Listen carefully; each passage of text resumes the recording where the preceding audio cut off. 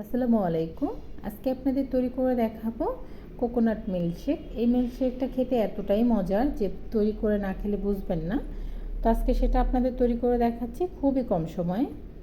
নিয়ে নিচ্ছি একটি নারকেল, মানে নারকেলটা একটু নরম হতে হবে, মানে ডাবের থেকে একটু বেশি আর কি হতে হবে যাতে করে নারকেল পাওয়া যায় সেরকম। তো এটাকে একটু ব্লেন্ড করে নিয়েছি, আর 5 থেকে 6টি দিয়েছিলাম কাজু বাদাম।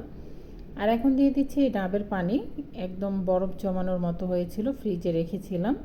দিয়ে দিচ্ছি দুধ 1 কাপ, এটাও বরফ জমানোর মতো। দিয়ে দিচ্ছি স্বাদ অনুযায়ী চিনি।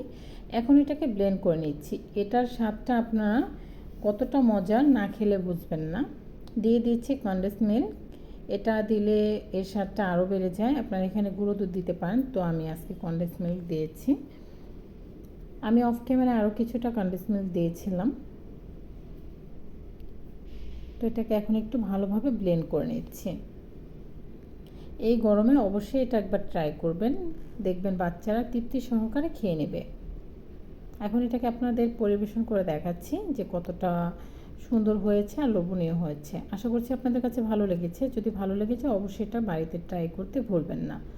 আর অবশ্যই আমার চ্যানেলটিকে সাবস্ক্রাইব করে দিবেন, আর বেশি বেশি করে ফ্রেন্ডস অ্যান্ড ফ্যামিলির সাথে শেয়ার করবেন।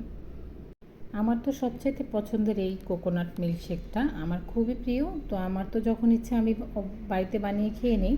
তো আপনারা অবশ্যই বাড়িতে একবার হলেও ট্রাই করবেন, দেখবেন সবাই অনেক পছন্দ করবে আর আপনার খুব প্রশংসা করবে। তো আজকে এ পর্যায়ে এখানেই বিদায় নিচ্ছি। আসসালামু আলাইকুম, ভালো থাকবেন সবাই, আল্লাহ হাফেজ।